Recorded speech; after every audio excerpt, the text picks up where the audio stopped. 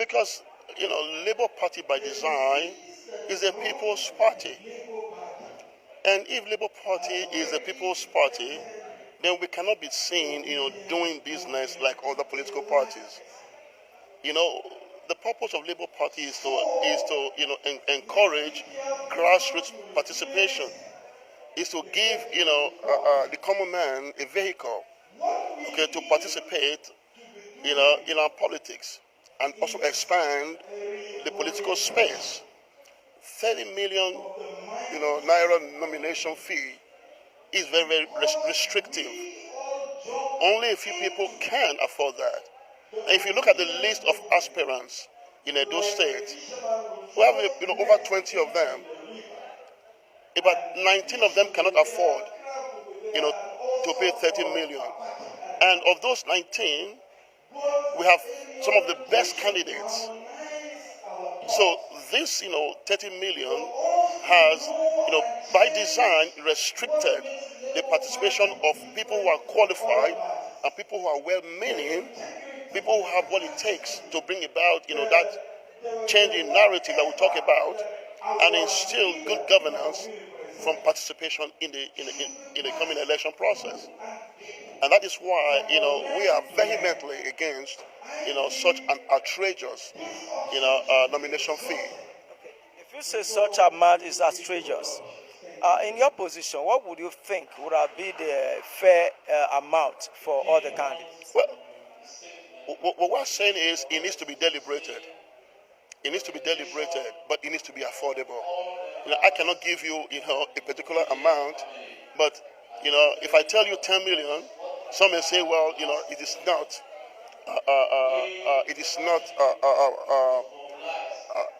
it is not what, should be charged for a nomination fee. But however, because the people were not involved in the process, there was no deliberation, as to ascertain the affordability, of this nomination fee. By design, it became restrictive, and that's what, we are opposed against. But the question is, well, was there due consultation with the common people? This is a people's party. It doesn't belong to, a group of people who sit down and decide, what should, be okay in the party. The problem we're having in this party, there's no due consultation, with the party base. And, if we must do things differently from other parties, we must begin to defer to the party base. And that's our contention, and that's what it should be. And that's how we're going to ensure that things are being done differently. Otherwise, we are just going to be the same as PDP and, APC. And I want to tell you, I don't see any change in narrative in that, situation. I'm not sure why the presence of the leaders of the party from nationals are not here. They could have had their reasons, or maybe they are busy with one or two things. But I think this is a very welcome initiative. And first of all, I want to thank the convener of this interactive section. But when the idea of the 30 million to obtain the fund came out, I wrote on various national newspapers, including Vanguard, that the money is very expensive.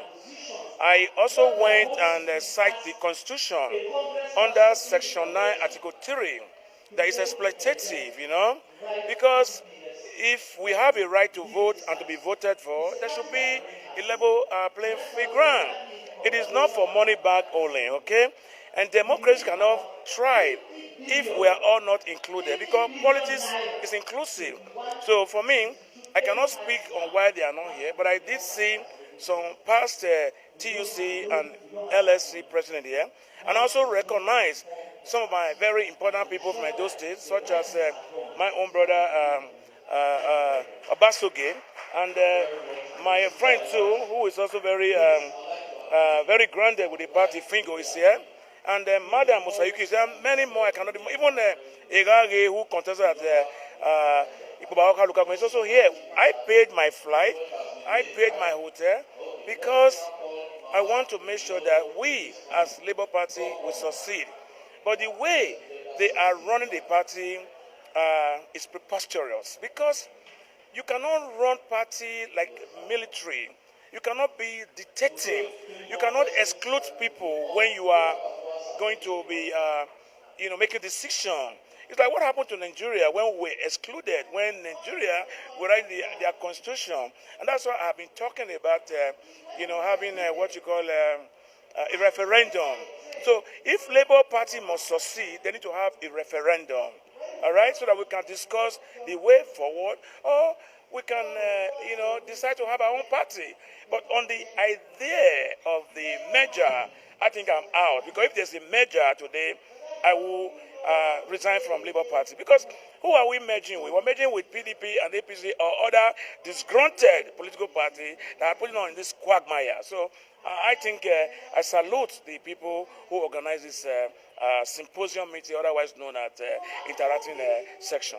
Earlier, I didn't finish. My colleagues have spoken about the exorbitant forms. I don't even know where the idea about the fact that those who want to be delegates should buy forms came from. Okay, it should be very democratic, but more importantly, the party must ensure that the guidelines that have been given for this election of delegates is compliant with the Electoral Act and the guidelines issued by INEC. Okay, it doesn't seem to be so now, because those guidelines are very clear. The Electoral Act is clear. It has to be one elected delegate per ward. Elected, not selected, not nominated. It is those delegates, elected delegates per ward, that will then go on to form the Electoral College to elect gubernatorial candidates at the primaries.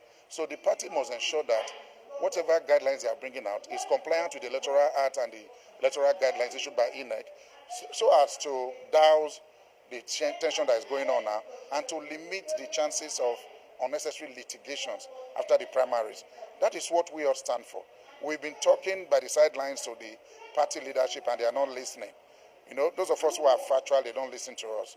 They have been ostracizing leaders, like I told you earlier. They've been ostracizing those who built this party, who funded this party, who put their sweat into this party.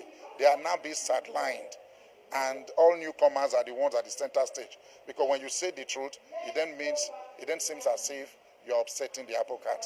All right? Please, they must ensure we don't want crisis in this party.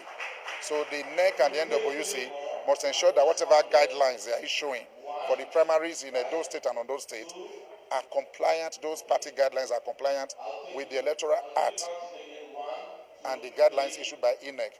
Otherwise, whatever they have issued that is contrary will be ultra-virus and null and void. Okay, ab initio. That is my advice. Thank you very much.